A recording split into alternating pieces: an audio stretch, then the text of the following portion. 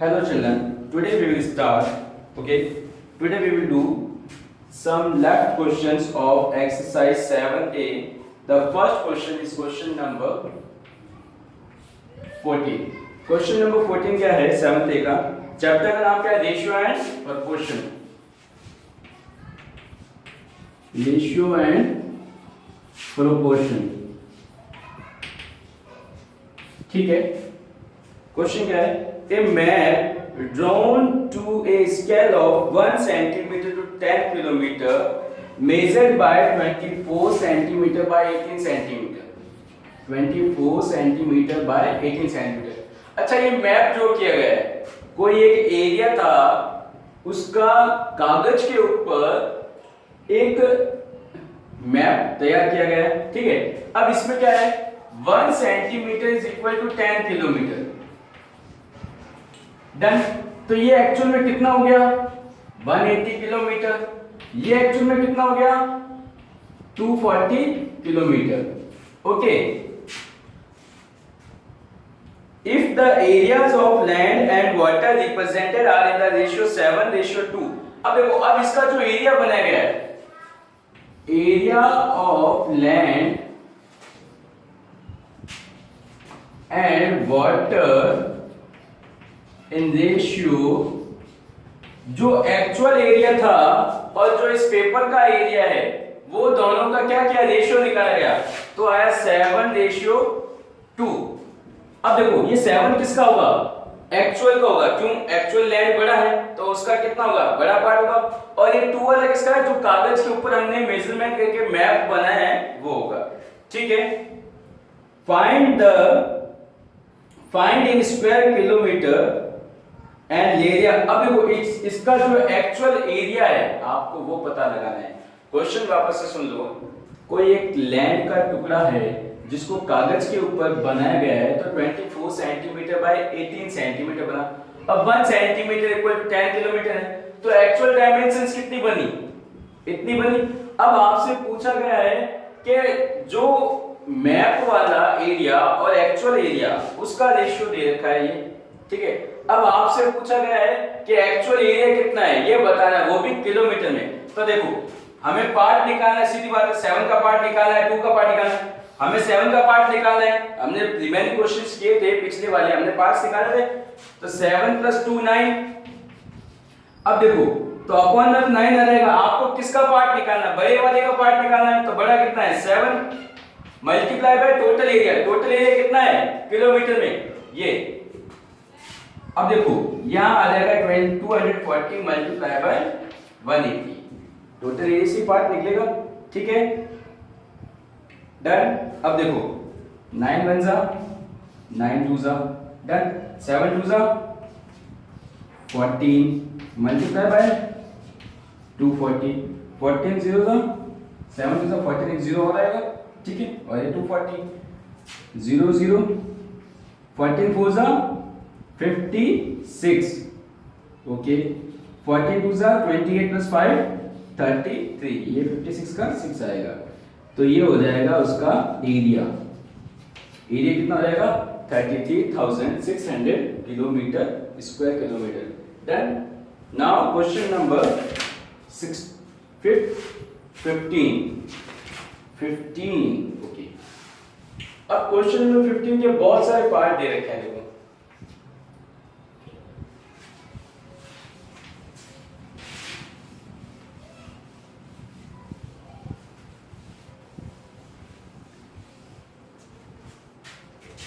Question. ए question क्या है?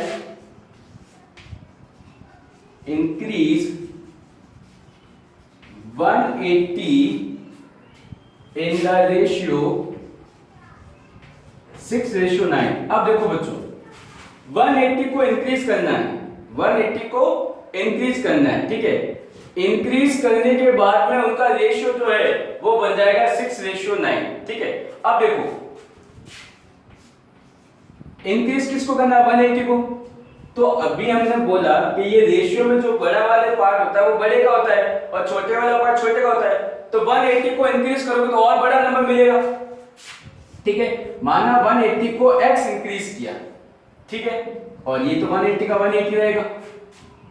तो ये बड़ा वाला नंबर जो है ये 9 को रिप्रेजेंट करेगा और छोटा वाला 6 को रिप्रेजेंट करेगा। अब देखो यहां से x की वैल्यू सिंपल क्रॉस मल्टीप्लाई कर लो, 6 multiply by 180 plus x, 180 multiply by 9, 180 plus x equal to 180 multiply by 9 upon 6।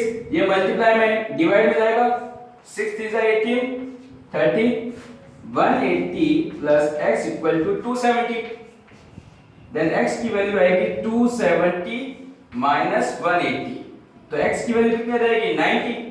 अब देखो, अब 90 इसके अंदर ऐड करो, क्योंकि हमने ऐड की, नेक्स्ट नंबर आ रहा है 180 प्लस 90 कितना बनेगा 270, तो जो नया नंबर मिलेगा वो क्या बनेगा 270। डन, आया समझ में? ओके, अब आपको चेक करना है ये राइट है या नहीं है। तो देखो 180 और 270 का रेशियो निकालो, 6:9 आता है तब तो सही है, अदरवाइज रॉन्ग है। 0 0, 3 6 18, 3 9 27। अब ये आगे भी कट हो रहा है, बट हमें तो यहीं तक रखना है क्योंकि हमें तो चेक करना था सही है या गलत है। डन।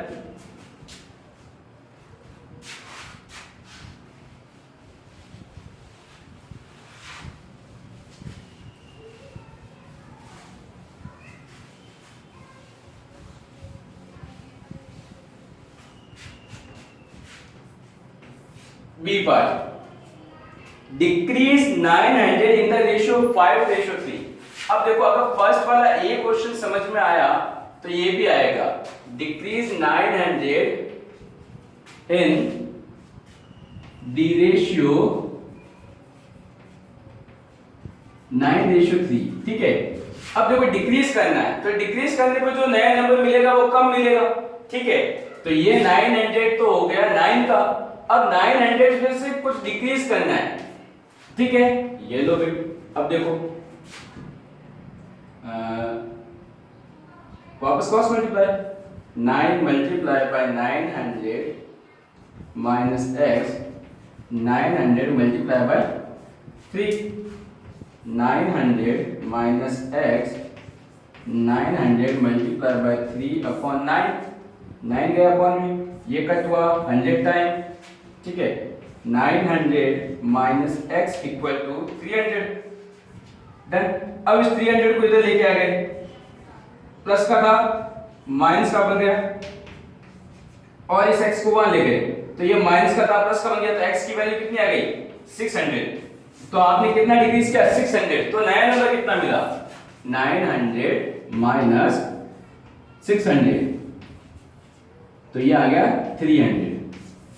तो कितना डिक्रीज करना है, decrease 900 in the ratio this, तो ये हो गया डिक्रीज। डिक्रीज करने के बाद में ये आंसर आया। ठीक है, अब क्वेश्चन नंबर सी,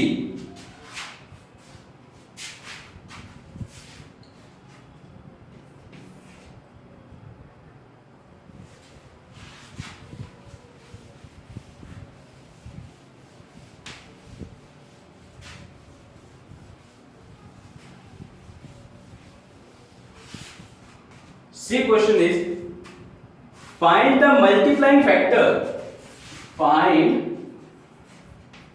the, अच्छा ये मल्टीपल का साइन बनाता हूं, find the multiplying factor which decrease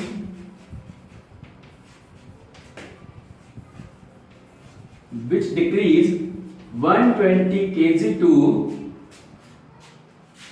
84 kg। ठीक है, मीन्स 120 का आप किससे मल्टीप्लाई करोगे कि वो 84 में कन्वर्ट हो जाएगा। ठीक है, अब देखो हम रेशियो पढ़ रहे हैं तो लेट हम x अपॉन y से मल्टीप्लाई करेंगे 120 को, है ना, x अपॉन y को 120 से मल्टीप्लाई करेंगे और ये बन जाएगा 84। अब ये मल्टीप्लाई में इधर जाएगा तो डिवाइड में जाएगा 84 अपॉन 120। अब देखो 12 7 जा 84, 12 10 जा 120, तो x अपॉन y क्या आया 7 अपॉन 10, तो यही आपका आंसर है। अगर आप लोग 120 को 7/10 से मल्टीप्लाई करते हो, you will get 84. Done. Now D question. देखो डी क्वेश्चन समझा रहा हूं, समझना. Two distance are in the ratio,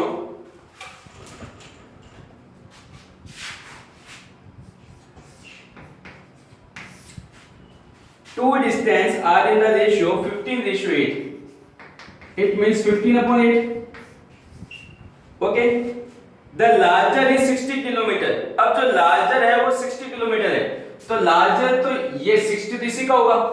जो लार्जर रेशियो होता है उसी का लार्जर पार्ट बनता है, और ये बन जाएगा x. तो यहां से सिंपल क्रॉस मल्टीप्लाई करके आप लोग x की वैल्यू फाइंड आउट कर सकते हो. डन. आया समझ में? क्वेश्चन नंबर ई करवाना पड़ेगा.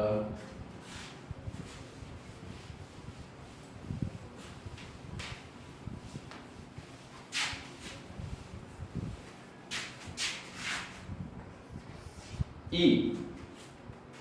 A boy work 8 hours a day. Total time for work. Total time for work 8 hours a day काम करता है. ठीक है, एक दिन में 8 घंटे काम करता है. ठीक है.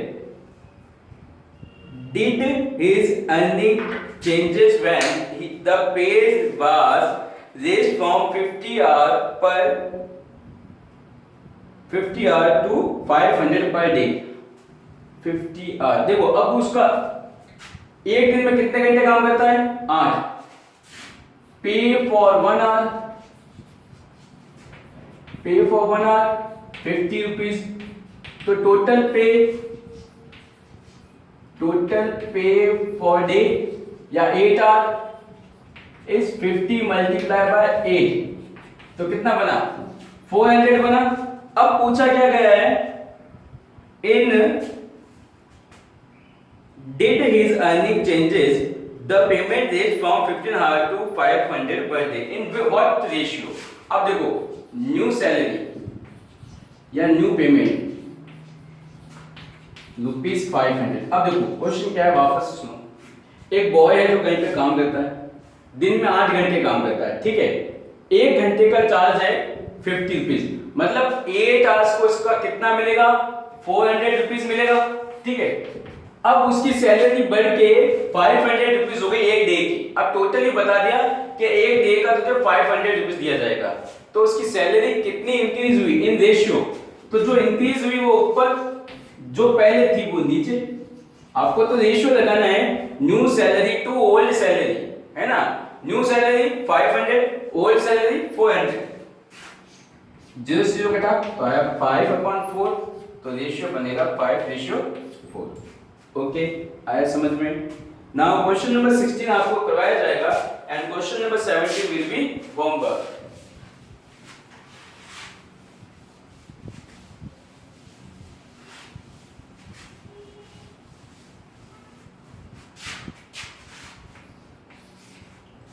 Question number 16. A photo measuring by, एक फोटो है जिसका मेजरमेंट दे रखा है 7.5 centimetre by 5 centimetre. Done. Is enlarge. अब इस फोटो को बड़ा किया गया है. So the larger side become 18.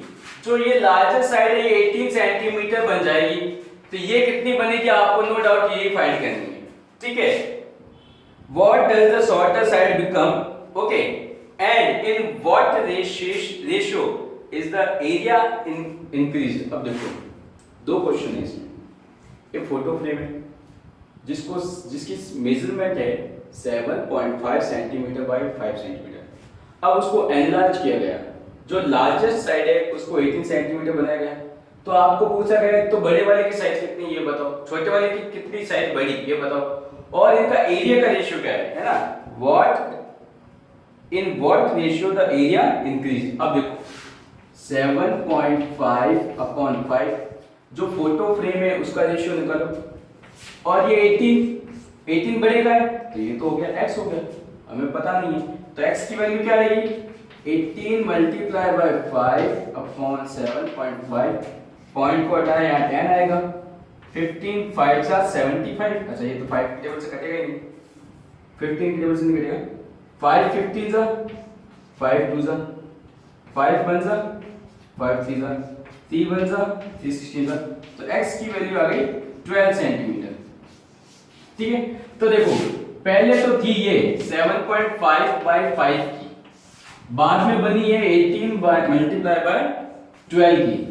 अब फोटो फ्रेम कैसा है, रेक्टेंगल साइज का है, तो इसका एरिया क्या बनेगा, मल्टीप्लाई करो, 5 5 जा 25, 5 7 35 और 2